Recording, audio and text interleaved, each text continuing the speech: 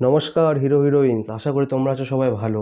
ছোটবেলায় একটা গল্প শুনেছিলাম, তোমাদেরকেও শোনাই আজকে। এক গ্রামে একটি লোক তার বউকে নিয়ে থাকতো। তাদের পরিবারটা ছিল আর পাঁচটা পরিবারের মতো। তাদের বিয়ের অনেকদিন হয়েছে কিন্তু তাদের কোনো বাচ্চা হয়নি। সেই জন্য তারা ডাক্তার, কবিরাজ সবকিছু দেখিয়েছে, তবুও কিচ্ছু হয়নি। তো হঠাৎ 15 বছর পর শোনা যায় তাদের নাকি একটা বাচ্চা হয়েছে। সেই জন্য তারা অনেক খুশি। 15 বছর পর তাদের একটা বাচ্চা হয়েছে। সেই বাচ্চাটাকে তারা রাজার মতো করে রাখতো, মানে কোনো কিছুর কোনোদিনও অভাব দেয়নি। যখন যা চাইতো, যা খেতে চাইতো, সঙ্গে সঙ্গে কোথাও না কোথাও থেকে ঠিক চোখের সামনে এনে দিত। মানে কথা বলা শেষ হতো না হতো, চোখের সামনে এসে জিনিস হাজির হয়ে যেত, এরকম আর কি। তো ছেলে ধীরে ধীরে বড় হতে থাকে, তার চাহিদা, শখ, আহ্লাদ সব বাড়তে থাকে। ছেলে যখনই বাবাকে বলতো বাবা আমার নতুন ফোন লাগবে, সঙ্গে সঙ্গে দামি একটা ফোন কিনে এনে দিত। যখন বাবাকে বলেছিল বাবা আমি কম্পিউটার শিখবো, তো বাড়িতে সঙ্গে সঙ্গে নতুন কম্পিউটার এনে দিয়েছিল।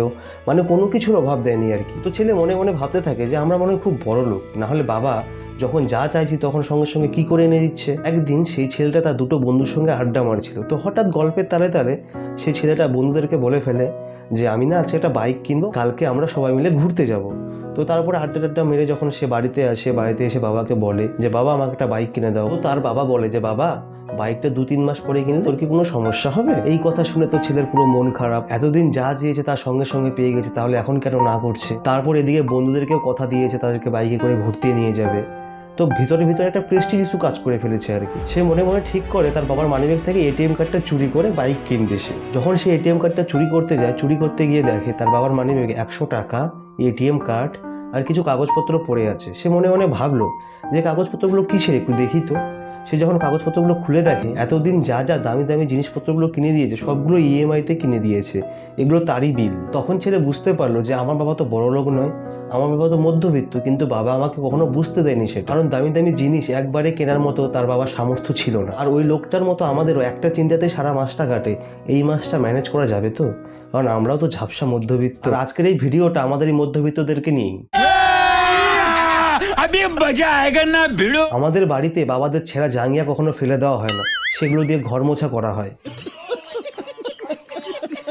আর মা কাকিমারা মাথার চুল দিয়ে প্লাস্টিকের বালতি, গামলা কেনে।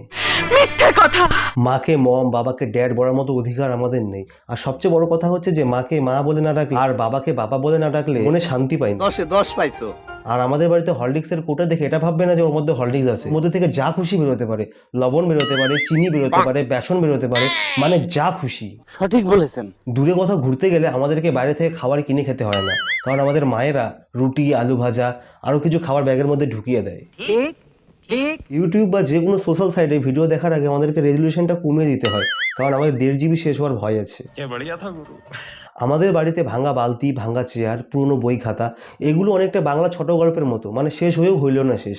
মনে হয় হয়তো কোনো কাজে লাগবে। আর যখন কোনো কাজে লাগে না তখন ভাঙাচুরাকে বিক্রি করে দিয়ে বাড়িতে নতুন কাপ, প্লেট, নাহলে কিছু টাকা আসে।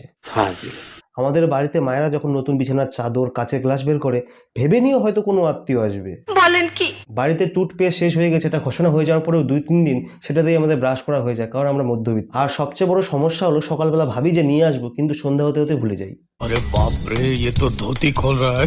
বর্ষাকালে ঘরে দড়ি টাঙিয়ে বা চেয়ারের মধ্যে জামা কাপড় না শুকালে মনে হয় না তোমরা মধ্যবিত্ত। ও তাই নাকি? থামস আপ বা 7 আপের বোতলে জল ভরিয়ে ফ্রিজে রাখার অভ্যাসটা আমাদের ঘরেই আছে। সঠিক বলেছেন। 2টো ডিম অমলেট করে 4 জন মিলে ভাগ করে খাওয়াটা আমাদের মধ্যবিত্ত পরিবারেই আছে। ঠিক ঠিক।